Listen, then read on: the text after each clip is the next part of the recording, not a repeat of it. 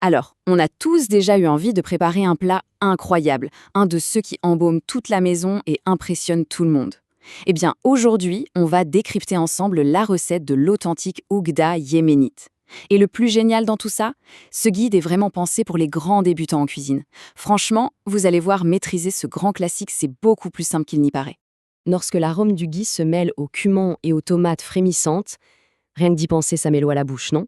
Bon, formulé comme ça, on pourrait croire qu'il faut des années de pratique pour réussir ce profil de saveur.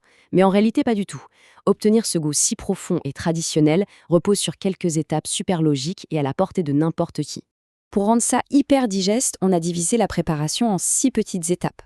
On va parler de l'essence du plat, des ingrédients, de la cuisson, du fameux secret de l'écrasement, de la technique d'épaississement et bien sûr du service.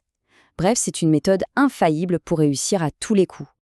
Allez, on attaque tout de suite avec la première partie, l'essence même de l'Ogda authentique. Qu'on la prépare à la viande ou au poulet, il faut bien comprendre une chose. La vraie Ogda de Sanaa, ce n'est pas du tout une soupe ou un ragoût liquide. C'est un plat mythique justement pour sa texture extrêmement dense et riche. Et cette consistance, elle ne tombe pas du ciel. Elle vient tout simplement d'un mijotage un peu patient et d'une technique toute bête pour bien incorporer la viande à la sauce. C'est tout le secret. Deuxième point, et c'est là que ça devient intéressant, les ingrédients et les épices. Franchement, pour un plat d'un tel niveau, la liste de courses est presque ridicule tellement elle est simple. Que vous partiez sur la version viande ou poulet, la base aromatique est la même, des oignons, des tomates et de l'ail. La seule vraie différence à noter, c'est que pour la version à la viande, on va rajouter des pommes de terre et des carottes pour la consistance. Pour le poulet, même pas besoin. Et pour les épices, alors là, pas la peine de chercher des trucs introuvables. Le cœur du goût et de cette belle couleur dorée, c'est le cumin et le curcuma. C'est tout.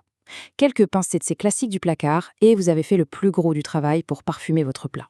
On passe à la troisième partie, les étapes centrales de cuisson. On enfile le tablier. La méthode est exactement la même pour les deux recettes. Et c'est un jeu d'enfant. 1. On fait bien dorer sa viande dans le ghee. 2. On balance les aromates et les épices. Et 3. On mouille avec le bouillon et on laisse mijoter tranquillement. Voilà. La partie technique est littéralement terminée.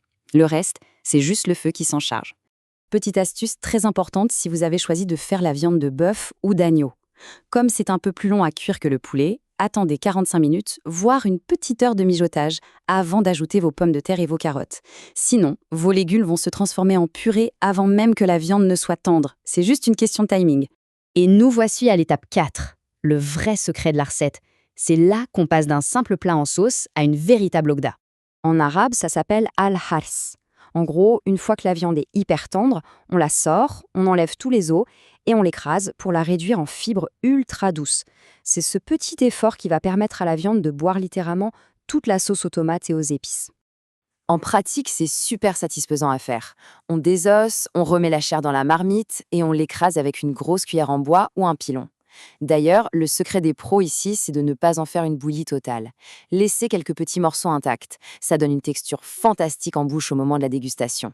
Cinquième partie, ce qu'on appelle l'épaississement professionnel, ou al-taqida.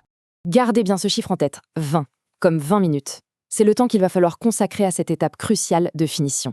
Concrètement, on baisse le feu au strict minimum et on remue sans s'arrêter pendant un bon quart d'heure, 20 minutes. C'est là que toute l'eau s'évapore doucement et que la sauce prend cette fameuse consistance hyper dense.